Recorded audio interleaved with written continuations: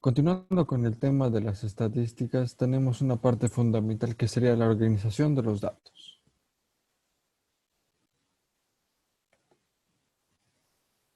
¿Para qué necesitamos los datos? Los datos son la materia prima de las estadísticas, lo que nos permite hacerlo. Esos datos nos permiten medir el desempeño de un servicio o proceso de producción y así poder formular distintas soluciones para hacerlo más efectivo.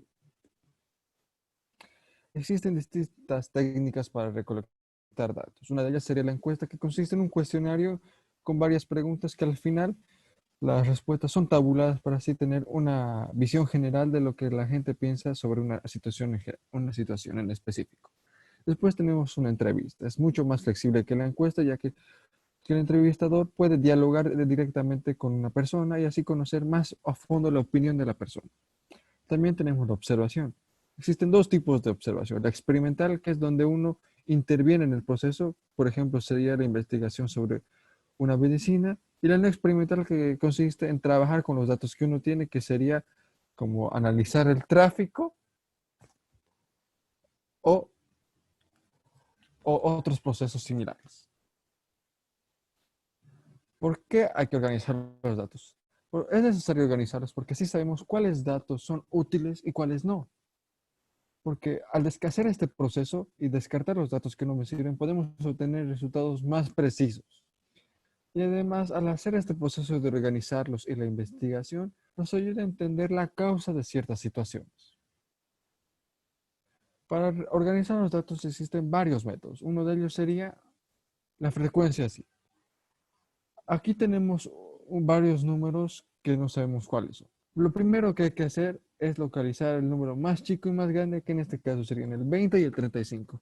Y así hacer una lista con los números del 20 al 35. Después, contar cuáles de estos valores aparecen más de una vez o se repiten. Después, elaborar una tabla definitiva para expresar cuál de estos números, cuántas veces se repite el número. Aquí tenemos 20 se repite dos veces, 21 tres, y así hasta llegar hasta el 35. Distribución de frecuencia por intervalos. Los datos recolectados pueden también organizarse por intervalos. Cada intervalo se llama también clase. El ancho de clase o longitud de intervalo es la resta del límite superior menos el límite inferior de cada clase o intervalo. No debe confundirse el ancho de la clase con el número de datos nominales que contiene un intervalo.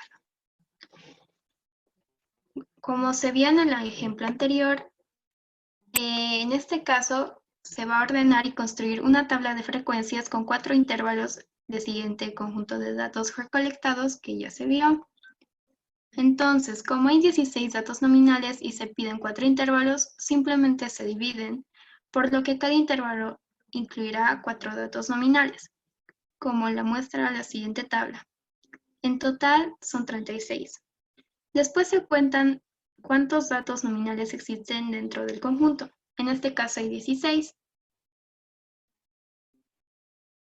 Cuando se trabaja con variables discretas, el ancho de clase o longitud del intervalo es la resta del límite superior menos el límite inferior de cada clase o intervalo, mientras que el número de datos es la resta del límite superior menos el límite inferior de cada clase o intervalo más 1. Cuando se trabaja con variables continuas, de igual forma se calcula el ancho de la clase o longitud del intervalo, restando el límite superior menos el límite inferior de cada clase o intervalo.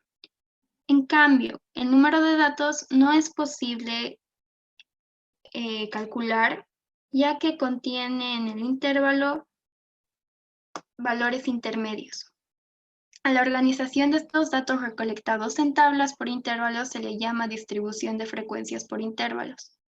La característica más importante es que en el ancho de cada clase o longitud del intervalo debe ser el mismo para cada intervalo.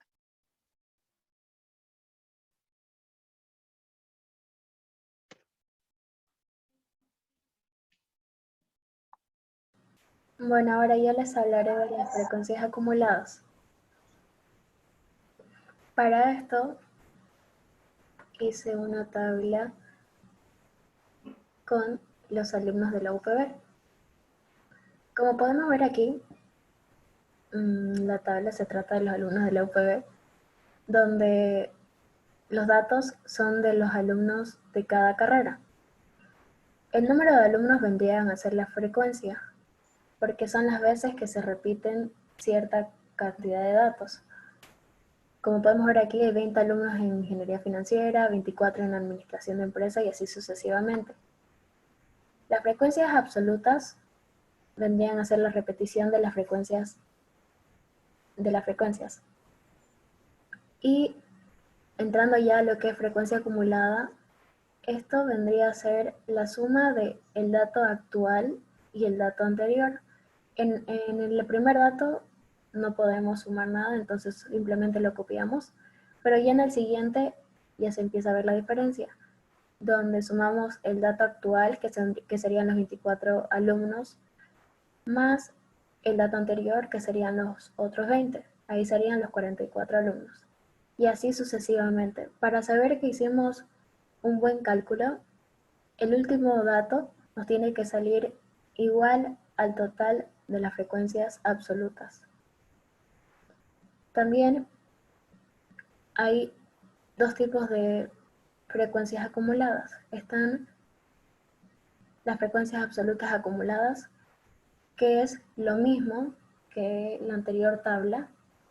Es prácticamente lo mismo. Las frecuencias absolutas vendrían a ser la repetición de las veces, el número de veces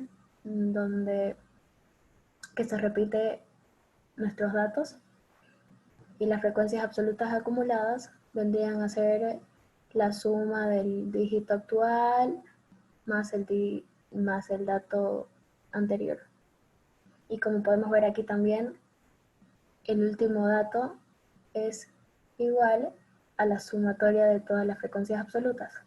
También como tipos de frecuencias acumuladas tenemos a las frecuencias relativas acumuladas. Aquí ya cambia un poco. Primero, antes de hablar de frecuencias relativas acumuladas, vamos a hablar de las frecuencias relativas, que vendrían a ser de la frecuencia absoluta del dato actual. Ese dato actual lo dividimos entre la sumatoria total de todas las frecuencias acumuladas, absolutas. Y así lo hacemos en cada dato. Y ya en la frecuencia relativa acumulada hacemos el mismo paso que hicimos en la frecuencia absoluta acumulada.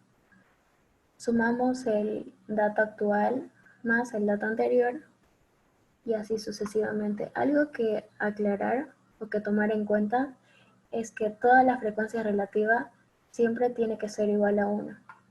Y para confirmar que hicimos un buen cálculo, nuestro último dato, tiene que ser similar a la sumatoria de todas las frecuencias relativas. Pero, ¿para qué nos sirven las frecuencias acumuladas? Esto más que todo nos sirve para tener o obtener una idea de cuántas veces podría ocurrir un fenómeno o una situación, y también para explicar la situación en la cual un fenómeno juega un papel muy importante.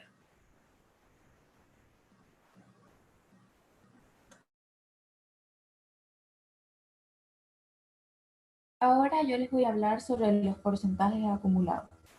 Otras dos informaciones muy útiles dentro de la etapa de la organización de datos es calcular el porcentaje de cada variable conforme a su frecuencia, lo mismo que su porcentaje acumulado, ya sea en una distribución de frecuencia simple o por intervalo. Para calcular el porcentaje basta hacer una regla de 3, en donde el 100% es el número de datos recolectados, o sea, el total de la frecuencia. Esto es, como vemos en la diapositiva, n sobre 100 es igual a f sobre el porcentaje. Despejando el porcentaje, tenemos porcentaje igual a 100 por f dividido n, donde n es el número total de datos recolectados por frecuencia total, f es la frecuencia particular del dato del que se desea saber su porcentaje, y el porcentaje es correspondiente al dato nominal de la frecuencia f.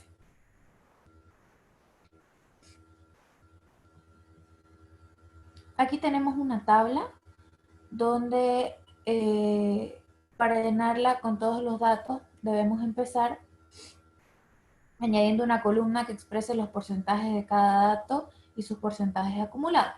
Por ejemplo, para obtener el porcentaje del primer dato, x igual a 20, se plantea una regla de 3 simple en donde el número total de datos es el 100%. 33 sobre 100 igual a 2 sobre el porcentaje, donde el porcentaje va a ser igual a 100 por 2 dividido 36 con un porcentaje del 5,5. Y de la misma manera se hace con los demás datos, de manera que la tabla se completa de la manera en la que vemos en la diapositiva. Gracias.